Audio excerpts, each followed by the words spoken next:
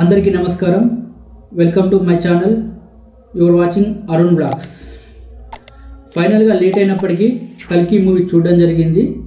ఈ సినిమా చూసాక నా ఒపీనియన్ ఏంటంటే అద్భుతం, గ్రేట్, మార్వలెస్, వండర్ఫుల్ ఇలాంటి పదాలు ఎన్నైనా తక్కువే అండి. అంత అద్భుతంగా ఉంది ఈ సినిమా. చాలా అద్భుతంగా నాగశ్విని ఈ సినిమాని తీశారని చెప్పాలి. ఇలాంటి స్టోరీని ఊహించడం, రాయడం, దాన్ని ఎగ్జిక్యూట్ చేయడం, డైరెక్షన్ చేయడం చాలా కష్టమైన పని. ఎందుకంటే మనకు ఏదో అనుకుంటాం, ఊహలోకి వస్తుంది, కానీ దాన్ని మన ఊహని స్క్రీన్ మీద చూపించాలంటే అంత ఈజీ కాదు. ఆయన చూపించారు. మనకు పురాణాల్లో ఉంది ఈ స్టోరీ, లైక్ కలిపురుషుని అంతం చేయడానికి కల్కి భగవానుడు పుడతాడు అని. నారాయణ అవతారాల్లో చివరి అవతారం కల్కి. మొత్తం 10 అవతారాలు మనందరికీ తెలిసిందే. ఆ 10 అవతారాల్లో చివరి అవతారమే కల్కి. ఈ సినిమా విషయానికి వస్తే ఈ సినిమా మహాభారతం ఎండింగ్లో మొదలవుతుంది. తర్వాత కలియుగాన్ని చూపిస్తారు. కల్కి భగవానుడు ఒక తల్లి కడుపులోకి ఎలా వచ్చాడు అనేది కూడా చూపిస్తారు. అది నడుస్తూ ఉంటుంది అన్నమాట ఈ ఫస్ట్ పార్ట్ మొత్తం. ఇంకా ఈ యాక్టర్స్ విషయానికి వస్తే అమితాబ్ బచ్చన్ గారు ఈ సినిమాలో ఇరగొట్టారని చెప్పాలి. అంత అద్భుతంగా యాక్ట్ చేశారు. ఆయనకు 80 ఏళ్ళు వయసు. ఇలాంటి వయసులో కూడా ఇంత ప్యాషనెట్గా, ఇంత ఈజీతో యాక్ట్ చేయడం నాట్ ఈజీ. ఆయనకు సినిమా మీద ఉన్న ఆ ప్యాషన్ కానీ, ఆ ఇంట్రెస్ట్ కానీ ఈ సినిమా చూస్తే మనకు అర్థమవుతుంది. అందుకే ఆయన ఆల్ ఇండియా సూపర్ స్టార్ అయ్యారు. Like is a proud of Indian cinema అని చెప్పాలి. అంత అద్భుతంగా యాక్ట్ చేశారు. అశ్వత్థామ క్యారెక్టర్కు పర్ఫెక్ట్ యాక్ట్ అని చెప్పాలి. ఆ హైట్ కానీ, ఆ బాడీ లాంగ్వేజ్ కానీ, ఆ డైలాగ్ డెలివరీ కానీ అద్భుతంగా ఉంది. And second, Prabhas. మనకి ఈ సినిమాలో స్టార్టింగ్లో ఏమనిపిస్తుంది అంటే ప్రభాస్ క్యారెక్టర్ చాలా చిన్నగా ఉందేమో అనిపిస్తుంది.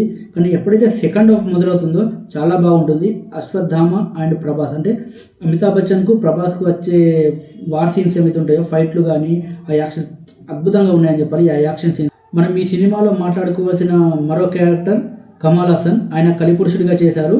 ఆయనకైతే ఈ సినిమాలో కొంచెం చిన్న రోలే ఉందని చెప్పాలి. కాకపోతే సినిమా ఎండింగ్ ఏదైతే ఉందో ఆయనతోనే ఎండ్ అవుతుంది. లైక్ ఆయన కలిపురుషుడుగా బయటకు వస్తూ ఉంటాడు అనమాట. లైక్ ఇప్పటి వరకు ఆయన ఒక కాంప్లెక్స్లో ఉంటాడు. అక్కడ నుంచి ఆయన బయటకు వస్తాడు. ఆ తర్వాత ఏం జరిగిందనేది సెకండ్ పార్ట్లో చూడాలి. అండ్ దీపికా పదుకునే ఆమెకి ఇచ్చిన రోల్లో చాలా బాగా చేసిందని చెప్పాలి. మనకి ఈ సినిమాలో ప్రభాస్, అమితాబ్ బచ్చన్, కమల్ హాసన్, దీపికా పదుకునే మెయిన్ క్యారెక్టర్స్.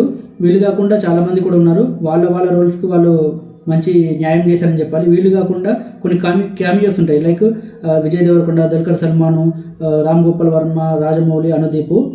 ఇందులో మనం విజయ్ దేవరకొండ క్యారెక్టర్ చూసుకున్నట్టయితే అర్జునుడు. తర్వాత దుల్కర్ సల్మాన్ క్యారెక్టర్ చూసుకుంటే కొందరు పరశురాములు అంటున్నారు బయట. బట్ నాకేమనిపిస్తుందంటే అది అధిరానందుడి క్యారెక్టర్ అని. అధిరానందుడు ఎవడంటే కుంతీదేవి కర్ణుడిని నీళ్ళలో వదిలేస్తుంది కదా. అప్పుడు వదిలేసినప్పుడు ఒక దంపతులకు కర్ణుడు దొరుకుతాడు. ఆ దంపతులలో వ్యక్తి మేల్ పర్సన్ ఎవరైతే ఉంటారో ఆయనే అధిరానందుడు. ఆయన మహాభారతంలో రథసారథిగా పనిచేశాడు. ఈ సినిమాలో మనం చూసుకుంటే దుల్కర్ సల్మాన్ది pilot role. Almost 2 similar roles అనమాట. సో నాకైతే అలా అనిపిస్తుంది, చూడాలి మరి. ఈ సినిమాలో మనం అన్నింటికంటే ముఖ్యంగా మాట్లాడుకోవాల్సిన విషయం ఏంటంటే విఎఫ్ఎక్స్ చాలా అద్భుతంగా ఉన్నాయి. లైక్ నాగశ్విన్కు ఒక కథ రాసుకున్నాడు, ఆయన ఏదో విజువలైజ్ చేసుకున్నాడు. బట్ అది స్క్రీన్ మీద రావాలి, అంత పర్ఫెక్ట్గా విజువలైజ్ అవ్వాలి అంటే విఎఫ్ఎక్స్ టీం ఏదైతే ఉందో అది ఎంతో కష్టపడాలి. చాలా అద్భుతంగా చేశారని చెప్పాలి. నాకు చాలా బాగా నచ్చింది. ఒక్కొక్క ఫ్రేమ్ కానీ, విజువల్స్ కానీ చాలా ఇంప్రెస్ అయ్యాను నేను. దానికి తోడు బ్యాక్గ్రౌండ్ మ్యూజిక్ విఎఫ్ఎక్స్కి ప్రాణం పోసిందని చెప్పాలి. సినిమాలో పాటలు బాగాలేవు, ఉన్నాయి 2 అంతే. ఆ 2 పాటలు కూడా ఓకే, యావరేజ్.